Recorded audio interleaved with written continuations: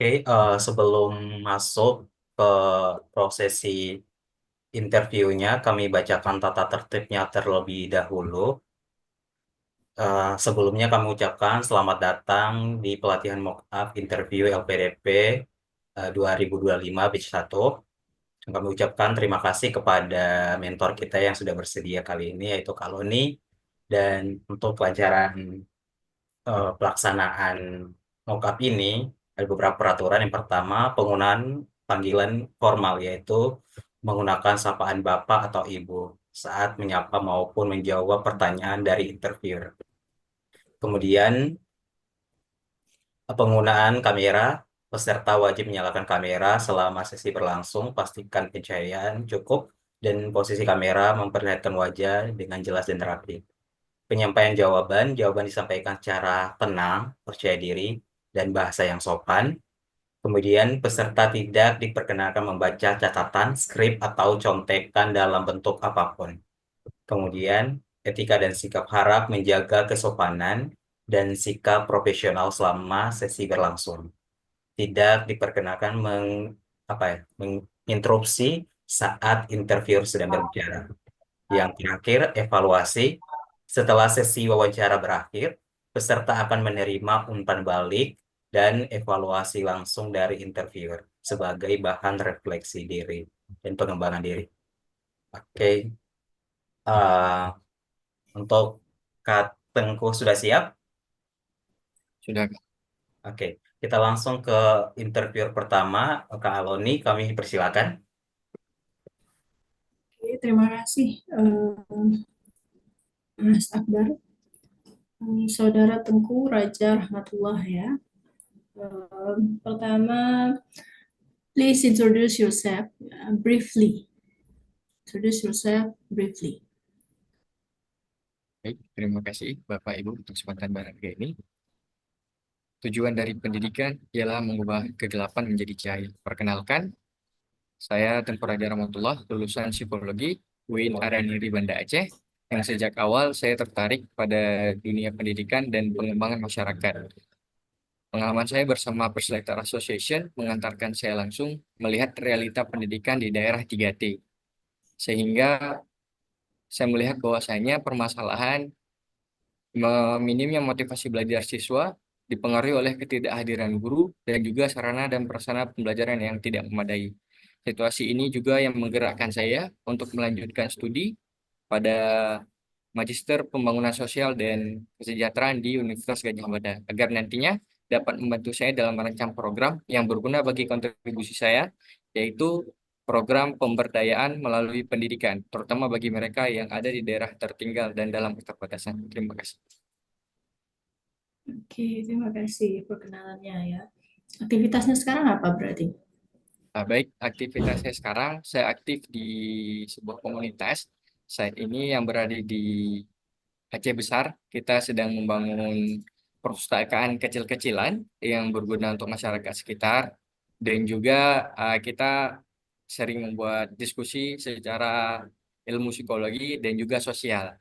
Yang harapannya kita juga komunitas ini bisa berguna untuk masyarakat dan adik-adik jika ingin belajar pendidikan yang non formal. Berarti bidang pendidikan ya Mas ya? Ya, di bidang pendidikan. Oke, kenapa ingin melanjutkan studi S2?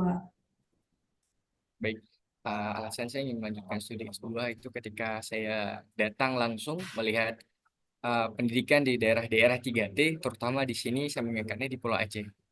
Dan saya melihat ketidakhadiran guru serta sarana tadi yang membuat siswa-siswa ini tidak minat untuk belajar, bahkan tidak minat untuk berkuliah. Sehingga saya merasa saya perlu hadir karena saya sudah melihat langsung bagaimana permasalahan ini terjadi dan juga melihat ilmu pembangunan sosial dan kesejahteraan tidak saya miliki karena latar belakang saya merupakan psikologi. Nah, dan saya ingin melanjutkan studi itu sehingga nantinya saya ingin menggabungkan kedua keilmuan ini yang psikologi saya gunakan untuk asesmen awal saya dan PS3 merancang program yang berkelanjutan. Oke.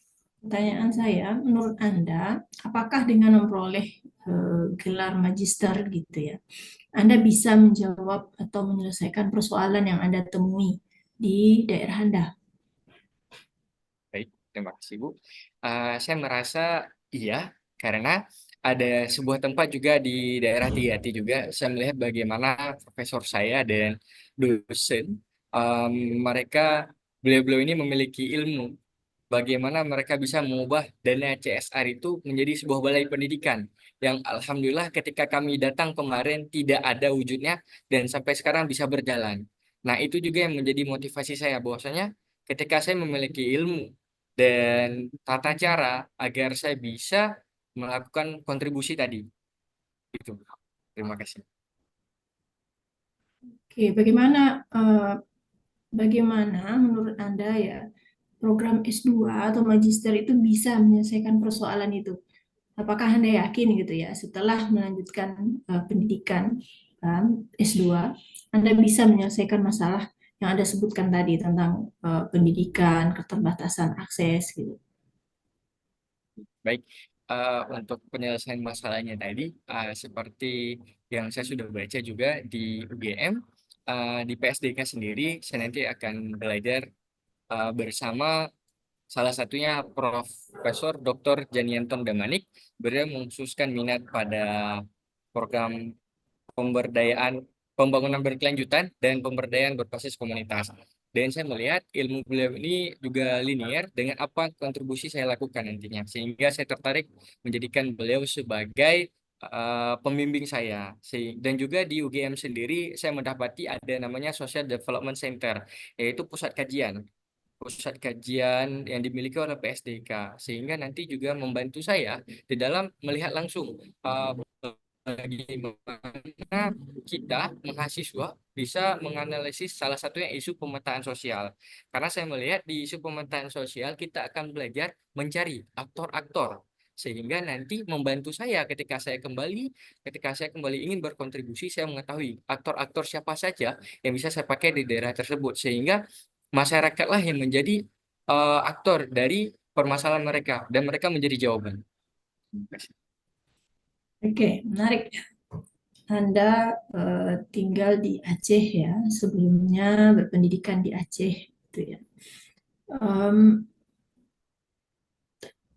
Sekarang kenapa tidak melanjutkan studi di Aceh? Maksudnya gini, kalau Anda ingin memahami, mengenali gitu ya, eh, apa yang diperlukan dan bagaimana eh, memetakan atau memberikan solusi untuk masyarakat Aceh gitu kan. Nah, sementara Anda akan bersekolah, berpendidikan di UGM Yogyakarta. Ini kan punya tiap daerah di Indonesia itu kan punya kultur, punya budaya, punya apa ya kondisi sosial yang berbeda. Nah, apakah mungkin gitu ya menerapkan apa yang Anda pelajari di UGM untuk daerah Anda di Aceh? Baik, terima kasih Bu. Untuk itu pastinya saya juga telah mempelajari dan melihat dan membaca-baca bahwasanya kenapa saya juga memilih UGM. Pertama, alumni UGM tersebut, dan juga banyak juga dari alumni tersebut mm, memberikan ilmunya langsung ke daerah, dan juga itu bermanfaat dan bisa dilaksanakan. Nah, untuk perubahan budaya dan itu, saya juga dulu pernah kuliah 1 tahun di Bekasi, dan juga kemarin saya juga baru pergi dari Pari, sehingga saya melihat perbedaan budaya merupakan kekayaan yang kita miliki. Di mana saya juga bisa belajar bagaimana untuk tepat atau tidaknya kita pasti akan menyesuaikan. Nah, maka tadi juga ilmu psikologi saya juga akan saya gunakan dalam mana saya melihat cocok atau tidak metode ini kita lakukan. Sehingga nanti di dalam kontribusi saya juga saya tidak akan bergerak sendiri. Saya akan mencoba menggait teman-teman atau rekan-rekan yang saya temui. Seandainya memang saya lewat di beasiswa ini, teman-teman UGM yang saya miliki, dosen saya yang saya miliki tentang permasalahan di Pulau Aceh ini. Bagaimana bisa atau tidak dengan budaya kita seperti ini kita samakan metodenya. Dan saya rasa itu niatan saya. Terima kasih. Oke. Kenapa pilihannya UGM gitu Mas? Apakah tidak ada universitas lain gitu, terutama yang di Sumatera mungkin, yang memiliki jurusan atau program studi yang sama, yang lebih mirip kultur dan sosialnya dengan di Aceh. Baik, terima kasih Bu. Untuk itu pertama saya komunikasi kepada dekan psikologi dan beliau juga merekomendasi karena juga beliau merupakan alumni dari UGM FISIP. Selanjutnya juga ada guru besar saya di kesejahteraan sosial, Prof. Eka Sri Mulyani juga merekomendasikan saya di UGM.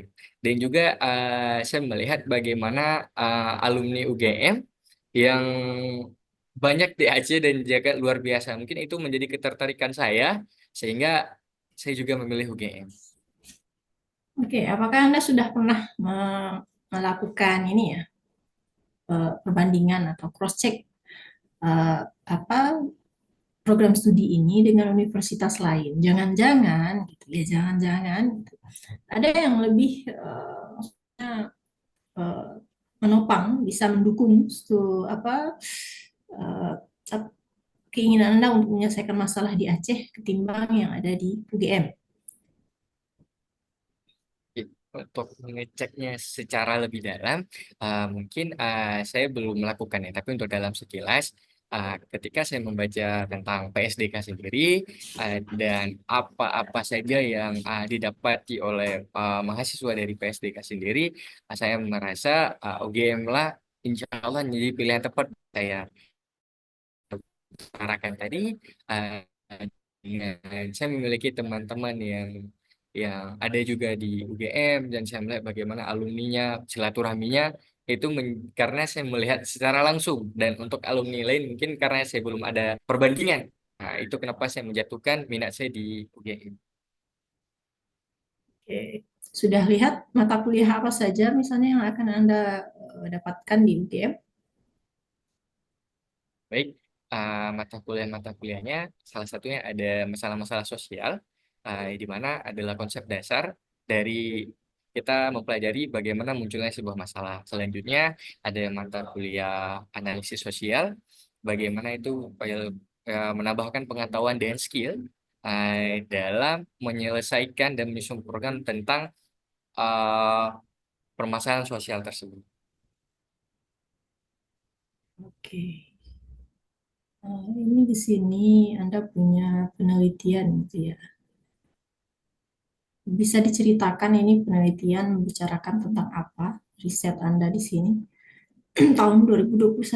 Nah, coba diceritakan ini riset berbicara tentang apa? Apa yang Anda temukan dari riset itu?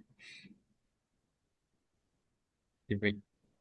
Tentang riset saya, hubungan antara penerimaan diri dengan penyesuaian sosial pada mahasiswa perantau. Nah, ini didasari karena saya melihat bahwasanya teman-teman dari daerah perantau ini terkadang mereka tidak sebagian, mereka tidak bergabung bersama mahasiswa-mahasiswa lain. Ketika saya melakukan asesmen awal, saya melakukan wawancara, dari diskusi yang saya dapati, mereka merasa bahwasanya ketika mereka yang hadir dari atau datang dari kampung ini mungkin punya sedikit rasa malu ketika ingin bergabung.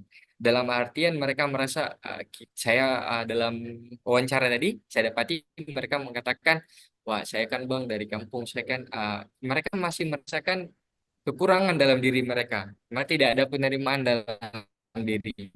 Sehingga penelitian tadi menunjukkan hasil bahwasanya ketika semakin besar rasa penerimaan diri seseorang, maka semakin bagus dia dalam penyesuaian sosial. Dan sebaliknya ketika semakin kecil rasa penerimaan dirinya, maka semakin sulit dia dalam penyesuaian sosial.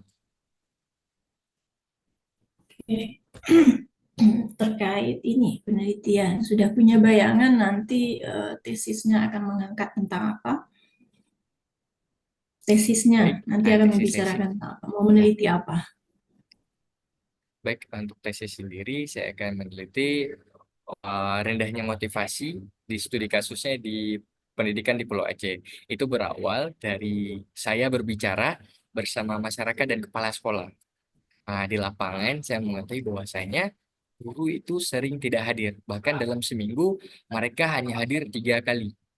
Nah, juga disampaikan sebetulnya pemerintah sudah mengambil kebijakan yang sangat bagus saya rasa mengangkat guru honorer lokal menjadi PNS. Akan tetapi ketika sudah diangkat, PNS ini malah tidak hadir di daerah tersebut, pindah ke daerah kota, sehingga permasalahan berjalan selalu seperti itu. Jadi saya ingin meneliti tentang pemberdayaan masyarakat melalui pendidikan. Nah, jadi dalam meningkatkan motivasi belajar, sehingga seperti yang saya sebutkan di awal tadi, bahwanya saya ingin merancang sebuah program pemberdayaan masyarakat melalui pendidikan yang berkelanjutan. Dari ketika saya nanti belajar tentang pemetaan sosial, saya mengetahui siapa aktornya, masyarakatlah yang bisa mandiri yang menyelesaikan masalah mereka sendiri. Nah, jadi itulah alasan awal dalam juga tesis penelitian saya nantinya. Oke, ini terakhir ya pertanyaan saya. Em, Mengembangkan masyarakat, memotivasi masyarakat gitu ya. Apakah menurut Anda yang diperlukan itu motivasi atau fasilitas yang memadai? Jangan-jangan gitu ya, mereka nggak punya motivasi karena fasilitasnya nggak ada gitu. Terus juga bagaimana Anda melihat fenomena gitu. Banyak masyarakat atau pemuda gitu ya yang ingin sekolah tinggi, tapi pada akhirnya karena mereka merasa kembali ke kampung halaman, toh juga akhirnya tidak akan bisa mendapatkan apa-apa gitu. Mending tidak usah kembali. Gimana menurut Anda?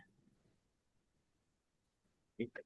Untuk siapa seperti yang ditanya. Menurut saya, motivasi itu menjadi langkah awal bagaimana masyarakat bisa tersadar.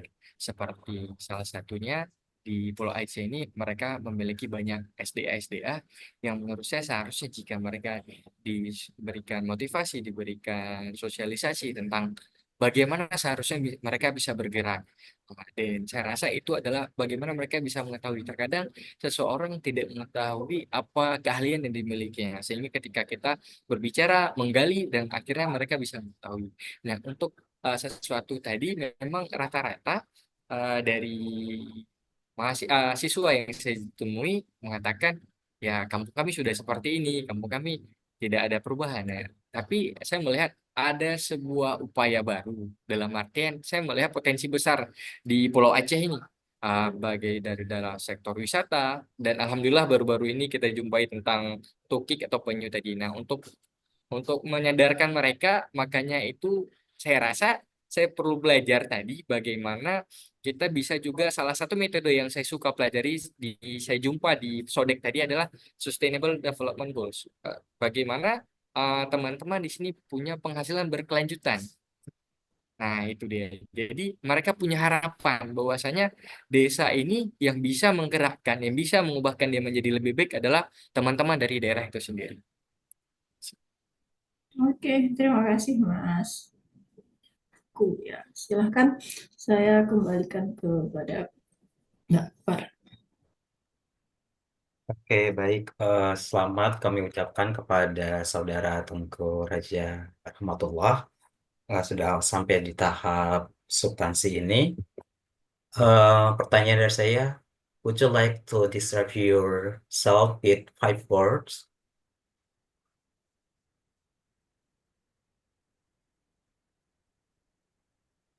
5 word Ya,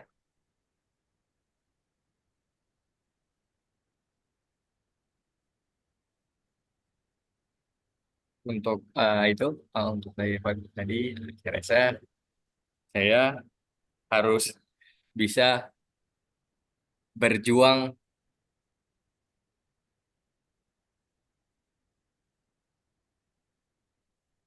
dan belajar. oke. Oke, jadi maksud saya, bisakah Anda jelaskan diri Anda dengan 5 kata yang menggambarkan diri Anda? 5 kata yang menggambarkan diri saya itu pertama adalah belajar, berjuang, kesungguhan, empati, dan kasih sayang. Oke. Kenapa itu menjadi apa ya alasan kamu menganggap diri Anda adalah 5 kata tersebut? Baik, yang pertama untuk belajar suatu sedunia. pembelajaran. Seperti yang saya sampaikan tadi, di dalam kontribusi ini saya perlu belajar, saya perlu melanjutkan studi untuk perjuangan yang akan saya lakukan tadi. Selanjutnya untuk empati tadi, seberapapun tingginya kita, saya merasa kita harus bermanfaat karena kita juga belajar sebagai manusia ada yang bermanfaat bagi orang lain, dan kasih sayang itu membuat diri kita juga tidak menjadi seorang yang sombong sehingga kita memiliki rasa kasih sayang kepada sesama. Oke, apa yang menjadi kelemahan dan juga kelebihan dari saudara sendiri? Baik. Untuk kelemahan saya memiliki sifat berubah. Untuk mengatasi saya berusaha membuat catatan dan membuat jadwal di Google Calendar maupun di Alarm. Dan selanjutnya saya memiliki kelemahan itu terdistraksi ketika sedang berdiskusi. Dan untuk mengatasi saya mencoba untuk diam atau berhenti berbicara dan menarik nafas dan berusaha untuk berfokus kembali. Selanjutnya saya memiliki kekurangan yaitu saya susah untuk menolak ajakan orang lain, sehingga saya berusaha untuk membatasi diri saya dalam kapasitas tertentu dan berusaha untuk menolak dengan sopan dan tegas. Untuk kelebihan sendiri, saya memiliki sifat kepemimpinan yang saya dapati dari pengalaman sebagai ketua organisasi yang memudahkan saya di dalam mengarahkan dan memotivasi tim. Selanjutnya, kelebihan saya dalam public speaking yang saya dapati ketika menjadi pembicara di seminar dan pelatihan mahasiswa, sehingga memudahkan saya dalam memberikan informasi dan berkomunikasi. Untuk kelebihan selanjutnya, uh, dari kelebihan problem solving dari pengalaman saya dalam berorganisasi, sehingga memudahkan saya di dalam berusaha untuk memberikan solusi yang baik dan terbaik. Oke, apa motivasi Anda mengikuti beasiswa LPDP ini? Motivasi saya dalam mengikuti beasiswa PDP ini adalah ingin menuntaskan, atau ingin melanjutkan apa yang sudah saya lihat. Permasalahan yang sudah saya lihat, saya tidak ingin menjadi buruknya, dan tapi saya berusaha dan saya tahu LPDP ini adalah jembatan agar saya bisa menyelesaikan masalah tersebut dan memberikan kontribusi yang baik. Apakah dengan selain LPDP tidak bisa apa ya, visi misi yang tadi udah disampaikan itu tidak bisa terwujud? Dari pemetaan saya sendiri, saya melihat langkah saya melalui LPDP akan memudahkan. Dalam artian, saya yakin bahwasanya memang saya harus melalui LPDP dalam mewujudkan kontribusi saya nanti. Jadi, LPDP itu memiliki beberapa nilai yang apa ya, yang tertanam gitu, yang harus dimiliki oleh seorang awardee-nya gitu. Apakah Anda tahu nilai-nilai tersebut? baik, saya mohon maaf untuk nilai tersebut. Saya pernah membaca, tapi mungkin saya belum bisa menjelaskan karena saya lupa apa-apa saja tadi. Jadi catatan bagi saya. Eh, apakah Anda berpikir Anda layak mendapatkan beasiswa ini dan kenapa? Baik, terima kasih Bapak. Untuk berpikir saya layak, saya yakin layak, tapi saya juga yakin semua peserta yang sudah sampai tahap ini adalah orang-orang yang luar biasa, memiliki cita-cita, memiliki keyakinan, sehingga bisa mereka sampai di titik ini. Tapi di sini saya meyakinkan diri saya karena apa yang saya bawa hari ini adalah mungkin tidak dibawa sama peserta lainnya tentang permasalahan pendidikan kita yang ada di daerah 3T, terutama di Pulau Aceh. Dan saya lihat apa yang di media hari ini tidak sesuai dengan realita yang di lapangan. Dan yang saya yakinkan hari ini adalah bahwasanya saya ingin melanjutkan apa permasalahan yang sudah saya lihat dan ingin berikan kontribusinya. Sehingga saya merasa saya lah orang yang layak terhadap yang ingin dilakukan dan kenapa saya lebih lebih. Oke. Tadi Anda mengatakan salah satu kelebihan Anda adalah menjadi seorang sosok pemimpin. Eh, Biasanya dalam suatu tim, apakah Anda lebih sering mendengar atau menjadi mendengar anggota Anda atau Anda apa hal-hal yang menunjukkan Anda, contoh apa yang menunjukkan bahwa Anda itu adalah seorang sosok yang pemimpin gitu. Baik. Untuk bukan sebagai seorang sosok pemimpin, yang pertama memang ini itu harus ada mapping pribadi terhadap apa yang ingin dilakukan. Akan tetapi di sini berusaha, saya meyakini setiap orang memiliki kelebihan yang masing-masing, sehingga jika kekuatan tidak hanya pada satu orang, tapi ketika kekuatan itu dikumpulkan, maka hasilnya akan menjadi luar biasa. Jadi cara saya adalah saya mendengarkan bagaimana pendapat teman-teman tentang cara yang akan kita lakukan. Karena saya yakin setiap orang memiliki kelebihan dan kapasitas itu. Oke.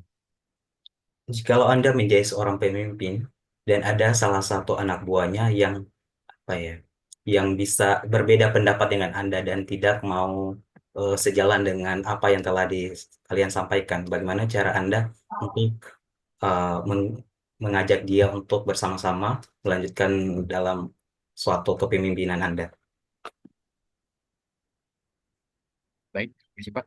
Untuk itu, pastinya kita akan mencoba dalam diskusi yang lebih besar ketika dalam kelompok, ataupun ketika memang hadir intonasi-intonasi yang saya rasa sudah mulai keluar dari kebersamaan. Mungkin saya akan berbicara berdua. Saya akan melihat kenapa adakah kekosongan di dalam ide-ide yang bersama tadi, sehingga beliau ini tidak sepakat dengan kita. Maka cara dari saya adalah menjelaskan secara lebih dalam lagi, karena pemimpin itu tidak boleh memveto. Bagi saya, kita harus lebih menyelam lebih dalam lagi untuk mempersatukan tadi. Nah, itu dia, untuk mempersatukan ide kita bersama. Oke, baik.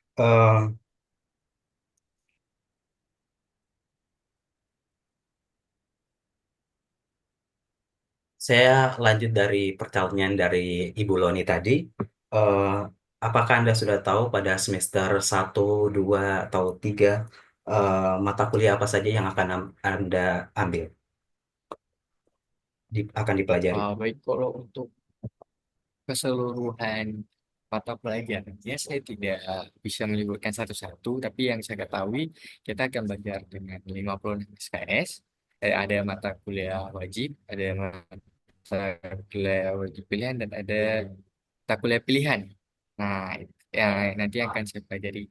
Nah, kenapa saya menyebutkan dua mata kuliah tadi, seperti masalah-masalah sosial dan analisis sosial, karena itu adalah kunci dasar saya di dalam saya memahami ilmu PSDK ini.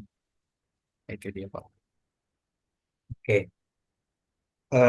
Apakah Anda yakin bisa lulus dengan tepat waktu, dengan berbagai aktivitas selama S2, dengan berbagai tekanan yang ada pada saat proses studi? Apakah Anda yakin bisa lulus dengan tepat waktu?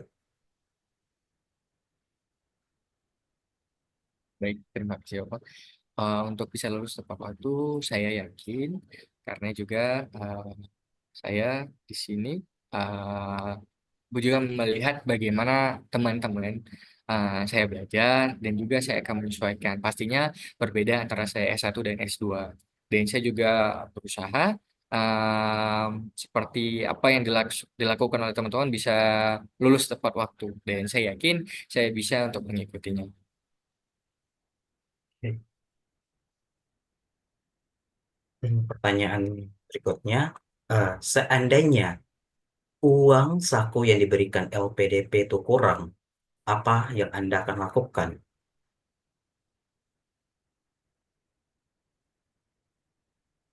Baik, seandainya uang yang diberikan PDB, Apa yang saya lakukan mungkin di sini niatan saya memang utama adalah belajar, tetapi saya akan menyesuaikan dengan seberapa yang saya miliki. Dengan seberapa yang saya miliki. Dan jika memang dia orang tua bisa membantu saya, maka akan saya minta. Tapi jika memang tidak bisa, saya rasa ya kewajiban saya di sini pastinya adalah belajar. Karena saya juga yakin di tempat nanti seperti di Jogja bakal banyak juga trap-trap mungkin. Dan tapi saya akan kembali ke niatan saya awal dan saya akan berusaha memanage keuangan tersebut. Oke. Em, apa yang menjadi pembeda Anda dengan peserta yang lainnya sehingga kami bisa yakin bahwa Anda layak mendapatkan beasiswa ini?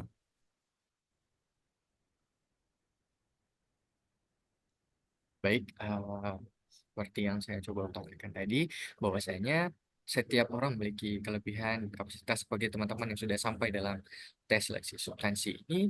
Untuk pembeda sendiri, di sini saya adalah orang yang open, saya belajar dari kesalahan, dari sehingga kesalahan tersebut saya berusaha tidak saya ulangi, dan juga saya orang yang berusaha keras. Dan juga yang saya bawa hari ini adalah memang bukti realita nyata dan mungkin tidak dibawakan oleh orang lain tentang realita pendidikan di daerah 3T dan saya harus segera untuk menyelesaikan.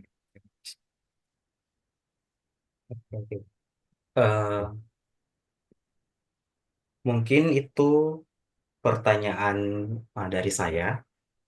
Silakan Anda, apakah ada close statement atau pernyataan terakhir dari Ananda?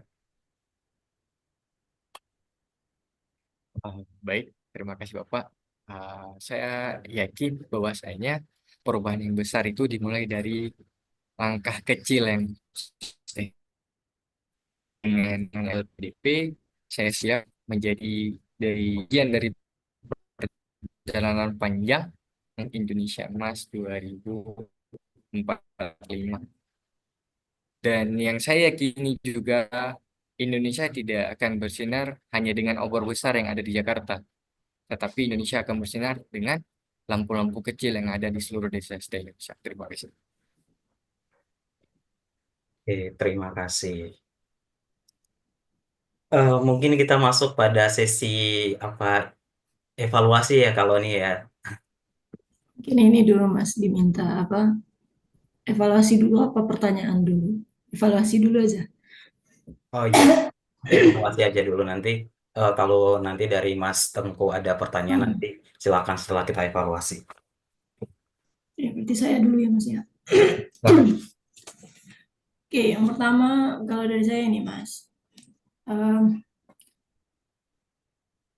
Device ya Mas, ini persoalan teknis gitu ya, tapi ini penting. Ini bisa mempengaruhi apa fokus kita, mempengaruhi mental kita dan juga mempengaruhi interaksi dengan interviewer gitu ya Mas ya. Nanti dipastikan, dimaksimalkan gitu ya, sinyalnya full gitu ya. Terus device-nya jelas, suara kita didengar oleh interviewer jelas, kita juga mendengar suara interviewer dengan jelas supaya kita sampaikan jelas, tidak perlu diulang. Pertanyaan dari juga jelas diulang, gitu ya. Ya usahakan kita tidak tidak ulang pertanyaannya, ya Mas ya. Satu, yang kedua, pahami pertanyaannya, gitu ya. Didengarkan dengan seksama, pahami pertanyaannya sampai selesai dipertanyakan. Kita dituntut untuk langsung jawab kok gitu. Karena selesai pertanyaan langsung jawab tidak, gitu ya. Kita bisa memberi jeda itu sebelum menjawab. Kita cerna dulu pertanyaannya arahnya kemana sih gitu ya. Lalu yang selanjutnya to the point ya. Apa yang ditanya itu yang dijawab gitu ya. Boleh dikasih prolog gitu Mas, tapi jangan terlalu melebar sehingga nanti bisa memunculkan pertanyaan lain yang sebenarnya sebelumnya interviewer tidak terpikir untuk mempertanyakan itu gitu ya. Tapi karena kita melebar memberikan jawaban, akhirnya muncul pertanyaan-pertanyaan yang harusnya tidak muncul. Selanjutnya kuasai CV-nya, Mas. saya mengatakan kuasai bukan maksud nyuruh menghafal, tidak Mas ya, tapi pahami apa yang kita tuliskan di dalam CV, mulai dari kelebihan, kekurangan, terus apa hal-hal membanggakan, tidak membanggakan, prestasi, karya tulis gitu ya. Itu dibaca ulang, dipahami, Mas. Terus juga coba-coba untuk apa ya, membayangkan eh, ini kemungkinan pertanyaannya apa aja ya gitu ya. Misalnya kelemahan itu nanti redaksinya bisa ganti-ganti. Ada yang kelemahan, ada yang kekurangan, ada yang bilang itu kegagalan gitu. Nanti jangan sampai pas muncul pertanyaan yang tidak redaksinya berbeda dengan CV, kita kebingungan ya. Coba mereka-reka, oh kalau ini nanti pertanyaannya berarti kalimatnya bisa ini, bisa ini, bisa ini gitu ya. Direka ulang gitu Mas, kemungkinan pertanyaannya. Ya, dikuasai CV-nya. Karya tulis juga begitu. Kalau punya karya tulis gitu ya, misalnya ada satu atau dua atau tiga gitu, itu diingat-ingat lagi. Kita nulis ini tentang apa sih gitu. Terus tujuannya apa, hasilnya apa, gitu yang kita temukan apa. Karena besar kemungkinan, walaupun bukan S3 ya, kalau yang S3 biasanya itu dipertanyakan, tapi tidak tertutup kemungkinan bahwa yang S2 juga akan dipertanyakan penelitiannya. Ya. Jadi yang penting kita siap. Ya. Baik. Lalu pemilihan pemilihan kampus dan bidang studi itu kalau apa namanya, kalau Mas Rahmatullah kemarin itu mengikuti mock up pas penulisan esai itu ya, itu biasanya disarankan oleh teman-teman awardi itu pemilihan program studi dan kampus itu alasannya bisa dibuatkan tiga gitu ya. Pertama, bidang itu atau jurusannya itu berkaitan dengan aktivitas yang sedang dilakukan. Ya, apakah itu pekerjaan, apakah itu komunitas, gitu ya. Itu satu. Atau yang kedua, misalnya kita belum bekerja atau pekerjaan kita tidak di bidang itu, namun bidang studi itu program apa istilahnya, program percepatan pembangunan dari pemerintah gitu ya. Dan kita sementara punya aktivitas di luar pekerjaan kita yang juga konsen di situ. Nah, itu boleh dijelaskan begitu. Ya, fokus alasannya itu dulu gitu Mas. Maksudnya karena pekerjaan, karena bidang yang diminati gitu kan. Nah, baru dijelaskan pekerjaan ini dampaknya ke masyarakat seperti ini atau saya melakukan ini gitu ya, dijabarkan. Tapi fokusnya itu. Lalu alasan memilih kampus tadi itu kaitkan dengan kurikulumnya, bidang studinya, terus selain tadi karena rekomendasi dari dosen-dosen yang sudah berpengalaman di situ, tapi diusahakan juga diberikan alasan tentang sarana prasarana, bidang studinya, kurikulum dan mata kuliah. Nah, ini bisa dijawab kalau sudah melihat atau mencari tahu sebelumnya apakah memang mata kuliah, kurikulum yang ada di kampus dan program studi yang kita tuju itu sesuai dengan yang kita inginkan, yang bisa menunjang apa studi kita di S2 gitu kan. Nah, dan jangan lupa dibandingkan juga Mas. Misalnya ada kampus lain misalnya, ada berapa? Apakah di Jawa boleh, di Sumatera boleh gitu ya. Nah, bahwa ini tuh pilihan terbaiknya gitu. Maksudnya pilihan terbaik di antara yang terbaik yang lain gitu ya. Jadi interviewer itu tahu bahwa kita tuh niat loh untuk S2 gitu, niat untuk lanjut studi dan kita nggak asal pilih gitu, nggak asal todong apa kampus. Walaupun sebenarnya udah punya LOA itu ya udah apa ya istilahnya, biasanya eh, pertanyaan apa namanya pemilihan bidang studi itu nggak dikaitkan dengan kampus lain gitu, tapi diusahakan kalau misalkan jaga-jaga yang muncul pertanyaan kenapa pilihannya UGM bukan yang lain gitu ya, kita udah punya pembanding, oh karena gini Pak setelah dibandingkan dengan yang di sini ini, nah kita bisa membandingkan itu kalau udah cari tahu Mas. Jadi usahakan cari tahu minimal tiga lah gitu ya, satu di Jawa juga, yang satu lagi di Sumatera. Nah, karena nanti muncul pertanyaan kenapa nggak di Sumatera aja gitu kan. Kenapa harus ke Jawa itu?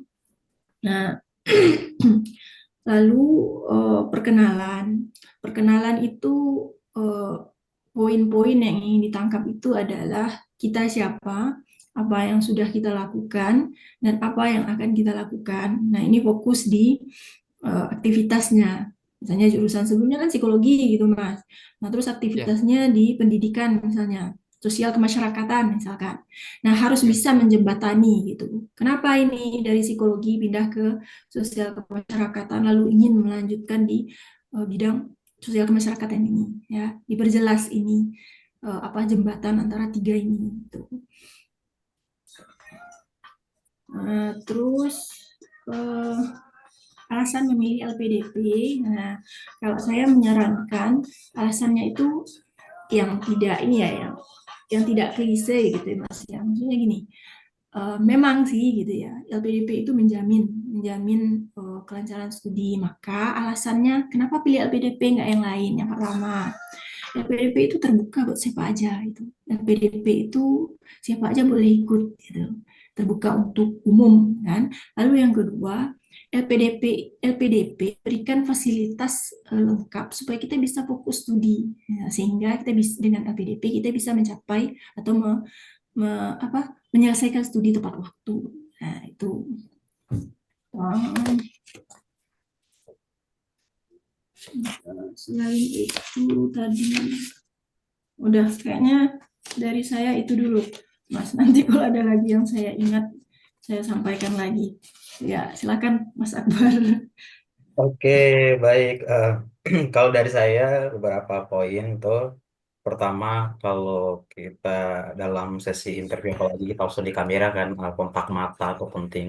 Kontak mata ke kamera, kemudian body language-nya itu yang sampai apa ya, kita goyang-goyang kepala ataupun geraknya too much atau garuk-garuk itu benar-benar diperhatikan. Kadang-kadang kalau kita apa ya, kita nggak record atau apa gitu, kadang-kadang kita nggak kerasa kita tuh garuk-garuk atau apa gitu, tapi alhamdulillah tadi kakaknya lumayan tenang juga sih, cuman mungkin kontak matanya itu. Mungkin pada saat ya mungkin belum paham tentang pertanyaannya, mungkin matanya masih kemana-mana. Kalau apa ya, secara psikologis orang kayaknya terlalu kayak dia tahu dia sedang bohong atau apa gitu, atau dia sedang mencari, terlalu memikirkan gitu. Nah itu juga perlu juga diperhatikan ya. Kemudian ada, jangan sampai pengulangan kata, misalnya seperti yang saya sudah jelaskan tadi Bapak, atau seperti yang sudah saya tuliskan di CV saya gitu. Nah, seolah jadi kayak eh, bapaknya tuh harus baca lagi, atau bapaknya kayak nggak jawab pakai pertanyaan saya tadi. Itu yang perlu perhatikan. Jadi jawab aja. Kadang-kadang interviewer mereka tuh menanyakan hal-hal yang berulang kali gitu. Jadi gunanya mereka apa? Anaknya sabaran atau tidak nggak sih? Nah, biasanya kayak gitu. Nah, kemudian nilai-nilai LPDP. Nah, ini kadang-kadang juga ditanyakan gitu. Kadang-kadang ditanyakan, bahkan ada juga pertanyaan konyol, siapa direktur LPDP? Oh, Oleh karena ya, itu kita harus benar-benar mengenal LPDP, cari tahu nilai-nilai LPDP itu apa aja, terus tujuannya apa, visi misinya apa tuh. Nah, nanti juga mungkin memudahkan Kak Tengku ini dalam menjawab kenapa pemilih LPDP, ternyata visinya sama dengan saya nih. Saya orangnya pengennya seperti ini, kayak membangun negeri misalnya untuk kontribusi gitu. Nah, itu juga kita cari tahu gitu lah. Kemudian mungkin apa ya, bahasa Inggris ya. Kadang-kadang walaupun kita di dalam negeri juga tidak Ya. tutup kemungkinan apa ya, kita akan ditanya dengan bahasa Inggris gitu. Jadi apa ya, mungkin pahami aja lah, pahami pertanyaannya. Kemudian misalnya kalau tidak bisa jawab, mungkin bisa mohon maaf Bapak, saya izinnya dengan bahasa Indonesia atau apa seperti itu. Kemudian ya, pembeda diri kita dengan peserta lainnya. Nah, itu benar-benar cari apa ya? Kalau mungkin saya orangnya ya semangat, padahal semua peserta juga semangat gitu lah. Kak, saya orangnya sangat apa ya? Memiliki apa ya? Jadi benar-benar yang membedakan Anda dengan peserta yang lain seperti itu. Em, Cari jawaban yang apa sekiranya di daerah eh, saya tuh sangat membutuhkan saya karena apa gitu. Nah, dan juga ini karena Katengku ini sudah memiliki LOA ya, memiliki LOA, jadi Ya. sangat udah memiliki LOA kan ya. udah. Oke, Iya jadi Kak, tuh pahami banget udah. apa mungkin jurusannya, terutama mata-mata pelajaran apa saja yang akan dipelajari. Karena sudah punya LOA itu pasti tentang apa ya, akademisi itu banyak sekali ditanyakan. Kemudian mungkin mata kuliahnya apa dan bagaimana kakak mengatur waktunya itu nanti akan sangat ditanyakan seperti itu. Nah, dan tadi juga saya lupa menanyakan tentang rencana kontribusi tadi, sangat penting juga sih yang tadi itu. Nah, rencana kontribusi jangka panjang, menengah, dan panjang itu juga nanti delivernya sesuai dengan esai ya. Sesuai esai eh, seperti itu sih. Kalau dari saya, eh, gimana kalau nih ada tambahan lain atau tidak? Oke, saya cukup mungkin dari ini Mas Tunggu. Ada pertanyaan barangkali. Gimana Kak Tengku, ada pertanyaan atau So, pertanyaan tadi berarti uh, eh untuk Kak Loni, mohon maaf Kak. Berarti walaupun tadi kita memiliki LA, jadi juga kita memang wajib ya memasukkan tadi apa namanya perbandingan-perbandingan kampus tadi Kak. Kalau itu untuk jaga-jaga, seperti kata Mas Akbar tadi ya Mas ya, Ya, biasanya kalau udah punya LOA gitu, itu yang akan diselidik. Biasanya yang akan dipertanyakan lebih banyak itu pemahaman kita tentang perkuliahan yang akan dijalani di kampus itu gitu. Ya mata kuliahnya, profesornya mungkin gitu ya. Apakah sudah punya ini apa supervisor buat nanti tesis gitu. Itu nggak cuma untuk yang disertasi ya, untuk tesis pun kemungkinan besar ada pertanyaan seperti itu. Tapi enggak tertutup kemungkinan juga yang udah punya LOA itu dipertanyakan kenapa pilihan kampusnya itu ya apakah sudah melihat kampus-kampus yang lain gitu jangan-jangan ada pilihan yang lain selain di UGM gitu makanya ketika ditanya apa terkait pemilihan kampus pemilihan program studi alasan pertama alasan kedua alasan ketiga yang harus disampaikan itu adalah terkait ketersediaan fasilitas apa ke keterhubungan antara program studi yang dituju dengan aktivitas dan juga kontribusi yang akan diberikan, Mas. Itu satu. Lalu yang kedua, apa istilahnya kampusnya. Kampus ini program studi di kampus ini tuh punya kelebihan apa gitu. Nah, kita kan bisa mengatakan kelebihan itu tuh kalau ada pembandingnya kan. Nah, makanya untuk tahu pembandingnya kita juga harus iya. melihat kampus-kampus lain yang punya program studi yang sama, gitu. Apakah di Jawa atau di Sumatera itu. Itu untuk jaga-jaga, Mas. Kalau kalau muncul pertanyaan. Tapi ya biasanya kalau yang S2, saya nggak tahu ya. Kalau yang S2 biasanya itu pertanyaannya kayak yang di Mas Akbar tadi sudah kenal nggak mata kuliahnya apa aja gitu, dosennya siapa aja itu ada. Nah, kalau S3 juga ditanyakan itu pemilihan kampusnya, kenapa, terus apakah nggak ada yang lain selain itu, gitu. Jadi kalau yang rekomendasi tadi dari dosen-dosen yang sudah balik dari UGM silahkan Mas, tapi jangan itu yang dijadikan alasan pertama. Ya, alasan pertama kita adalah apa program studinya selaras atau bisa mendukung rencana-rencana kontribusi dan sesuai juga dengan apa yang sudah kita lakukan sekarang. Itu yang pertama. Lalu yang kedua kampusnya. Nah, kampusnya ya karena apa dia akreditasi segala macam, terus berada di lingkungan akademik yang kental, nah, karena Jogja kan kota pendidikan, nah, itu oke gitu. nah itu Mas, poin-poin itu karena sampean sudah punya LOA, jadi hal-hal itu pasti sangat detail ditanyakan.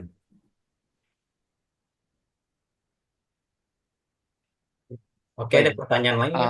Uh, sedikit lagi boleh Mas, saya tanya. Di sini menuliskan ya di CV ya. Nah, kita menyebutkan itu boleh nggak dengan tambahan seperti yang saya jawab tadi tentang apa yang ingin kita lakukan, atau kita hanya berfokus di pembeda tadi yang kita tulis tadi, Mas? Gimana? Kan ada pertanyaan Bedanya di pembeda mana? dari peserta lain, ya. Sedangkan di CV kan ada poin yang kita harus menuliskan pembeda kita. Nah, apakah itu boleh kita tambah dengan narasi kita tentang apa yang kita lakukan, atau kita hanya berfokus pada yang kita tulis di CV tadi? Ah, poinnya itu sesuai dengan CV yang kita tulis, mungkin ada apa ya sedikit elaborasi atau tambahan mungkin juga bisa. Tapi pastikan jawabannya jangan terlalu panjang seperti kalau nih bilang tadi itu. Takutnya nanti mereka apa Baik, ya baik. terlalu panjang akhirnya bosan. Karena mereka tuh udah apa ya sehari itu udah interview banyak orang banget. Jadi mereka tuh kadang-kadang udah bosan dengan jawaban kita. Kalau kita terlalu banyak ngomongnya nanti mereka juga cepat bosan gitu. Jadi pastikan pahami jawabannya Baik, dan sampaikannya dengan baik, apa sesuai porsinya. Kalau baik, saya Mas. lebih sepakatnya apa Mas. jawabannya sesuaikan dengan CV aja, Mas. Oh iya, iya, iya, Karena iya. pada dasarnya ya, karena Baik. pada dasarnya gitu, interviewer itu cuma mengkonfirmasi ulang gitu. Beneran Oh, nggak iya. sih yang nulis ini gitu? Iya, Jangan-jangan ini bukan punya biasanya dia. seperti itu. Ya, Jadi harus sesuai dengan ini ya, baik, baik. CV-nya Kalau tuh. saya gitu ya, kalau menurut saya gitu. Takutnya kalau misalnya ada tambahan, loh, kok ini nggak ada di sini gitu. Tiba-tiba ada Oh, perkembangan oh, gitu. Iya. baik, baik, baik. Ya, ya, baik, baik. Makanya sebenarnya apa istilahnya apa ya istilahnya pendampingan teman-teman yang mau apa ikut LPDP itu harusnya memang dari awal Mas, dari pengisian data dan terutama esai, Iya. karena pada dasarnya esai itu fungsinya untuk di substansi bukan di administrasi, karena administrasi itu yang dicek Ya, itu nggak dicek, itu cuma diceknya eh, sesuai jumlah kata nggak itu, Sarah. kalau nggak melebihi dan Oh, tidak kurang dari batas kata yang ditentukan, nah, aman gitu. Nah, cuma esai ini pentingnya untuk di substansi, karena itu yang akan dikonfirmasi ulang oleh interviewer. Jadi kita karena buru-buru, "Oh, ya udahlah esai ini yang penting katanya lolos gitu." Nah, ketika interview kita kelabakan di situ karena ada poin-poin yang sebenarnya ini harusnya nggak ada, nggak perlu gitu. Ada yang poin-poin yang harusnya ada tapi kita nggak tuliskan. Lah mau ditambahkan di belakang kok yo nanti muncul pertanyaan dari interviewernya, loh kok nggak ada di CV-nya? Makanya kan nggak ada di esainya gitu. Nanti di apa Betul, ya? betul, betul, betul. Jatuhnya pe, apa ya pembohongan gitu.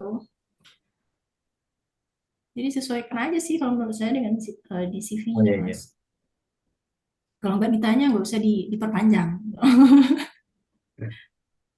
baik, Oke, baik, baik. ada pertanyaan lain, Kak? Belum ada, Mas. Terima kasih. Jadwalnya udah keluar Mas. Udah tanggal 22 nanti, insya Allah. Tanggal Oh, 22 ya. masih ada waktu ya. Masih ada waktu. Mungkin Ya, banyak latihan aja sih. sih. Banyak latihan. Terus berdoa juga. Maksimalkan. Yang Hmm. penting berusaha maksimal. Latihan berarti yang harus diperbanyak ya Mas Akbar ya. Karena Ya. yang mau dimaksimalkan ya menguasai CV-nya gitu kan. CV Hmm. dan Ya, apa membiasakan untuk menjawab gitu. baik, baik. Terima kasih. Udah Oke. aman. Insya Allah. Kalau saran saya, misalnya kalau kakaknya masih rasa masih kurang, mungkin bisa punya teman ataupun komunitas lain itu bisa gabung juga. Karena apa ya, kita benar-benar harus mempersiapkan diri kita. Bahkan ini kan tahap terakhir ya dari apa ya dari usaha kita selama ini. Jadi benar-benar harus Perjuangan terakhir ini. bukan akhir dari hidup ini ya, tapi ya akhir dari Tapi perjalanan perjuangan tes terakhir PDP. untuk Kalau LPDP. bukan akhir dari Baik, perjuangan hidup. Oh. Oke. baik. Oke, cukup. Kalau kalau ini masih ada tambahan lagi? Oke, saya cukup. Oke, sekian ya. Kalau ini untuk apa ya? Wawancaranya sudah habis ya untuk hari ini. Belum Mas, tadi yang Mas ini Mas Nazar Amrullah Iya, itu dia tuh di nggak jadi cancel soalnya karena lagi nggak ternyata siap. sakit mah tadi makanya di cancel dia. Nanti entah kita Oh iya, cari waktu lagi nanti minta tanya kalau ini kapan. iya nanti Kalau dikabari saja Mas. tunggu dia udah siuman atau dia udah apa udah sakitnya udah selesai gitu. Kalau udah aman, nah. Ya ya ya, kalau udah aman. Oke, kami ucapkan terima kasih kepada Kak Loni dan juga semangat buat Kak Raja. Sama-sama. Semoga dilancarkan selalu. Dan Amin. semoga pas Amin. semester batch ini bisa lolos. Amin, amin. Amin. Amin. Semangat, Amin. Mas. Yang penting maksimalkan usahanya. Amin. Apapun Amin. hasilnya, Makasih. itu yang terbaik berarti. Makasih Mbak, Mas. Oke.